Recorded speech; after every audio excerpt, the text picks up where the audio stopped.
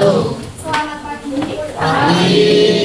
Apa kabarnya hari ini? Baik. Sudah sarapan? Belum. Cepet-cepet. Tapi masih semangat ya? Masih. Siap memulai pembelajaran bahasa Indonesia hari ini? Siap. Oke. Sebelumnya kita berdoa terlebih dahulu. Kita tolong ketua kelasnya untuk memimpin doa. Yuk, siap-siap untuk mengawali pembelajaran ini. Mari kita terlebih dahulu. Doa mulai. Doa selesai. Oke, sebelum pembelajaran kita biasakan melihat bawah, depan, belakang, samping kanan kiri ada sampah atau tidak? Ya. Kalau ada silakan dibuat ke tempat sampah. Saya berikan dulu 1 menit. Bersih? Oke, bersih ya? Tepuk tangan kalian semua. Sebelum mulai pembelajaran kita SPG terlebih dahulu ya. Ada yang tahu Komedi 5? Ada yang bisa? Kita sama-sama ya? Aji, ini salah satu. Aji. Kita mulai ya? Oke, siap? Kelompok B5. Proyek penguatan profil. Ulang lagi. Proyek penguatan Profil pelajar Pancasila. Shuffle ya? Ulang lagi. Kelompok B5. Proyek penguatan profil pelajar Pancasila. Oke, silakan juga. Terima kasih. Oke, di pertemuan sebelumnya kita sudah belajar mengenai apa teks anekdot? Pengertian. Iya, yang kedua Ciri-ciri. Ciri-ciri. Yang ketiga Struktur. yang teks anekdot gimana? Teks yang bisa dilihat, lainnya. Jadi 3 kata kunci teks anekdot yaitu yang pertama humor atau lelucon, yang kedua kritikan atau sindiran, yang ketiga fenomena sosial masyarakat. Kalau digabung seperti apa? Ada yang bisa dijelaskan? Dari humor atau lelucon, kritikan atau sindiran, fenomena sosial masyarakat. Ada yang bisa? Oke, saya jelaskan. Pengertian teks anekdot yaitu teks yang menceritakan humor atau lelucon, yang mengandung kritikan atau sindiran pada tokoh tertentu dalam fenomena sosial masyarakat. Bisa diulangi? Teks anekdot adalah teks yang menceritakan humor atau lelucon, yang mengandung kritikan atau sindiran tokoh tertentu pada fenomena sosial masyarakat. Sudah paham? Sudah. Sekarang ciri-ciri teks anekdot ada berapa?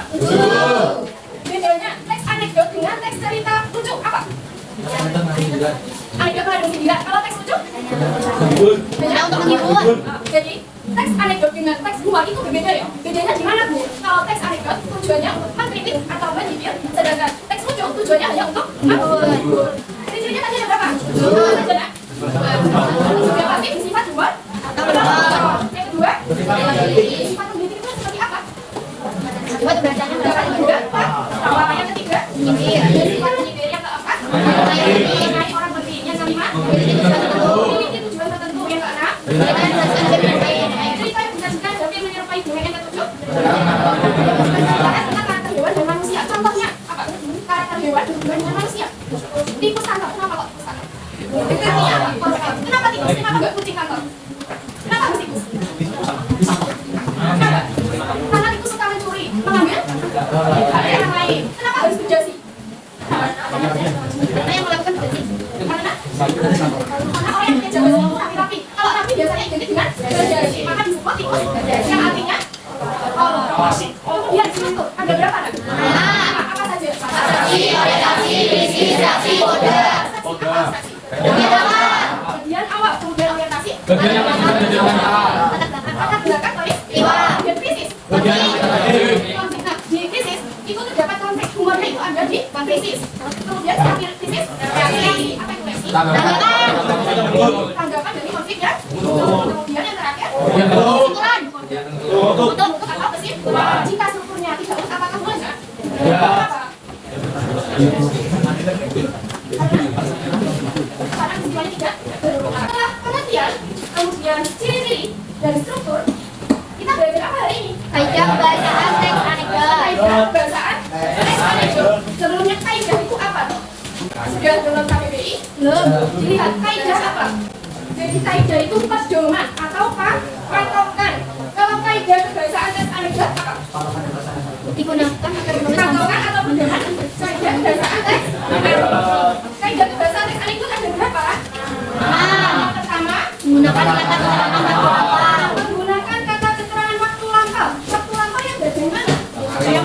dilakukan. Yang sudah Jadi. Yang Lalu. Contohnya kemarin, Bisa. lusa, tahun lalu, pokoknya semua yang sudah Jadi. yang berlalu. Kemudian kaidah yang kedua, Mengandung pernyataan atau pertanyaan retoris. pernyataan atau pertanyaan retoris. Nah, pertanyaan dengan pernyataan itu beda. Ada yang tahu apa itu pertanyaan, apa itu pernyataan?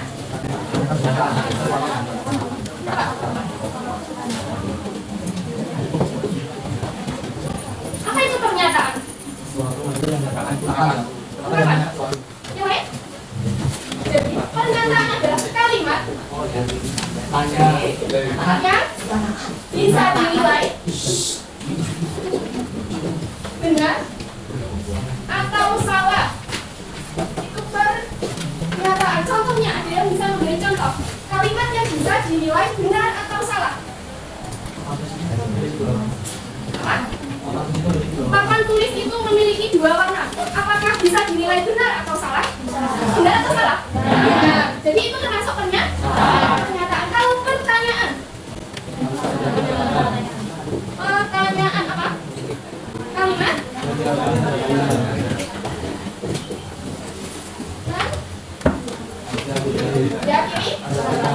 diakhiri tanda tanya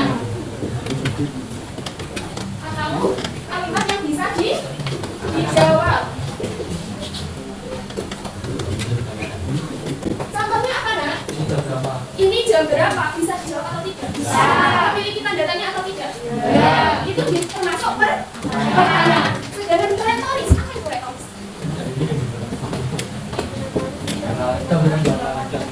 Yang tidak membutuhkan contohnya. Contohnya, yang kasih itu mana?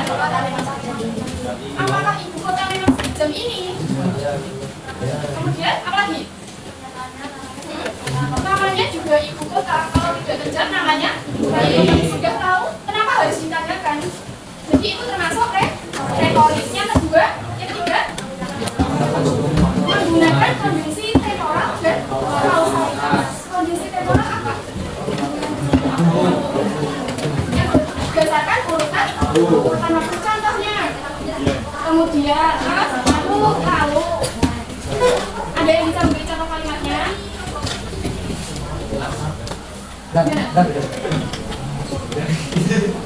Ayo yang belakang. Gimana?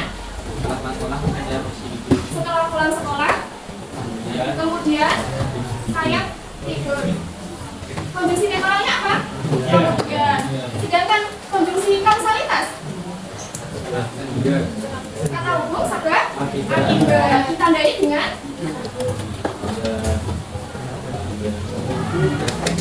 apa? Sehingga, maka itu termasuk sebab akibat. Contohnya, contoh kalimatnya, kereta itu tergelincir sehingga keluar dari jalur. Sebabnya apa? Gimana? Karena kereta itu kan apa? Tergelincir, jadi keluar dari jalur. Yang keempat, menggunakan kalimat aktif, transitif, intransitif. Kalimat aktif, transitif yang bagaimana? Kalimat yang membutuhkan objek ditandai dengan imbuhan. Ada yang bisa memberi contoh? Zaki menyapu lantai depan. Objeknya yang mana? Menyapu. Zaki termasuk apa? Subjek. Menyapu objek. Lantai Zaki menyapu lantai depan. Zaki termasuk subjek. Menyapu lantai depan. Jadi kalimat aktif transitif adalah kalimat yang membutuhkan objek. Ditandai juga dengan bisa diubah menjadi kalimat pasif. Ini kalimat aktif. Kalau diubah menjadi kalimat pasif bagaimana, Nak? Lantai depan disapu lagi. Disapu Angka yang depan.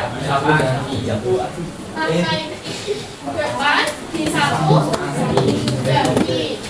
Ini kalimat pasif.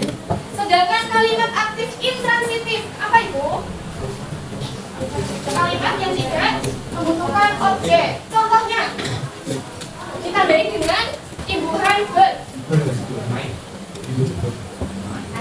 Namanya Enza. Siapa? Rehan. Bermain ke kali. Rehan termasuk apa? Subjek. Bermain. Itu kemarin sore. Kemarin apa? Waktu. Kalau diubah menjadi kalimat pasif bisa atau tidak? Kemarin sore Rehan bermain. Kurang? Kurang nggak? Kurang apa? Jadi sudah paham? Paham kalimat aktif transitif intransitif? Yang kelima apa? Menggunakan kata kias atau kombinasi. Apa saja itu? Majas, sarkasme, ada majas satir, ada ungkapan, peribahasa, majas istilah, dan majas sarkasme. Itu yang bagaimana? Sindiran kasar, terang-terangan. Contohnya, gimana? Suara kamu sampai bisa membuat sakit telinga, memuji tapi menjatuhkan. Itu termasuk majas sarkasme. Yang kedua, majas satir. Satir itu yang bagaimana? Sindiran kamu. Contohnya, badannya semakin lama semakin kurus seperti silit. Yang ketiga, ungkapan. Apa itu ungkapan? Ada yang tahu ungkapan? Ungkapan adalah gabungan dua kata yang memiliki makna baru. Contohnya, buah tangan. Itu termasuk gabungan dua kata. Maknanya buah tangan apa? Oleh-oleh. Selain buah tangan, anak emas, artinya anak emas, anak kesayangan. Kemudian apa lagi? Gimana? Tangan kanan. Apa tangan kanan? Orang yang bisa dipercaya. Yang salah apa? Panjang tangan atau tangan panjang? Tangan panjang artinya kanan. Sudah paham? Dan peribahasa. Apa itu peribahasa? Peribahasa maknanya tersirat, biasanya berupa nasihat atau pembelajaran kehidupan. Contohnya apa nak? Contoh nyari? Ya. Apa lagi? Sudah? Terus nasi sudah? Itu termasuk peribahasa. Yang kelima, majasinisme. Apa itu? Menuliskan suatu maksud dengan mengatakan kebalikannya. Contohnya, harga cabai murah sekali sampai sambal yang diberikan penjual bakso sedikit sekali. Kalau murah, harusnya memberi banyak atau sedikit? Jadi sinisme itu mengatakan kebalikannya. Sedangkan ironi, kata-kata yang disampaikan secara langsung dengan menjurus. Contohnya, apa punya banyak uang jika makan saja harus diatur timbangannya. Kayak kaidah kebahasaan yang terakhir, menggunakan kata kerja material. Kata kerja material yang bagaimana? Menunjukkan suatu aktivitas. Contohnya, melintasi, terus yang lain, berjalan. Kalau kalimat, dalam kalimat, berlari. Kata kerja materialnya yang mana? Berlari. Dari keenam kaidah kebahasaan ada yang ditanyakan. Sudah paham? Oke, untuk mengetahui kemampuan kalian dari pembelajaran hari ini ada kuis ya? Bawa HP semuanya? Ada pertanyaannya?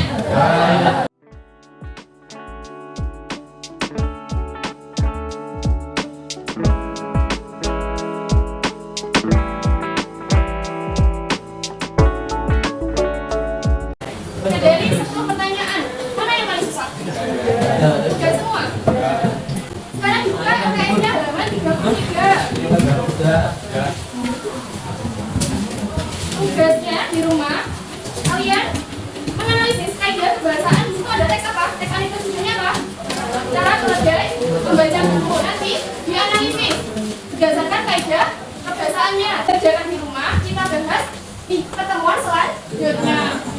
Oke, hari ini kita sudah belajar apa nak mengenai kaidah kebahasaan? Kaidah kebahasaan yang pertama apa? Menggunakan kata keterangan lampau. Kemudian mengandung pernyataan atau pertanyaan retoris. Yang ketiga, menggunakan konjungsi temporal dan kausalitas. Yang keempat, menggunakan kalimat aktif, transitif, intransitif. Yang kelima, menggunakan kata jas atau kongregasi. Yang keenam, menggunakan kata ujar material. Dari kaidah kebahasaan yang sudah kita pelajari, ada yang ditanyakan. Sudah paham? Sudah. Tugasnya sudah paham? Oke. Refleksi hari ini kita sudah memberikan kesimpulan dari pembelajaran kita. Selanjutnya, ada yang tahu ini apa? Kertas. Ada isinya atau enggak? Bersih? Kosong? Oke, kalau kita umpamakan kertas ini adalah perasaan seseorang, kita berikan treatment pada perasaan ini. Yang pertama yaitu melalui sebuah omongan atau perkataan. Kalau dibilang kamu itu jelek, kamu itu terlalu putih, terlalu hitam, hatinya sakit atau tidak? Sakit. Kemudian kalau sikap dilihat dari atas bawah, tersinggung atau tidak? Tersinggung. Kemudian kalau dari perbuatan kalian ditonjok, dipukul, sakit hati atau tidak? Sakit. Kemudian teman kalian minta maaf, kalian maafkan atau tidak? Dimaafkan atau tidak? Mungkin dimaafkan, tapi lukanya masih tersisa. Bisa kembali seperti semula? Masih ada lukanya? Masih. Jadi kesimpulannya apa nak?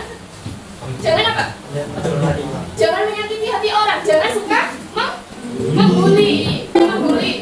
Dijaga mental teman-temannya ya. Oke, kita akhiri pembelajaran hari ini.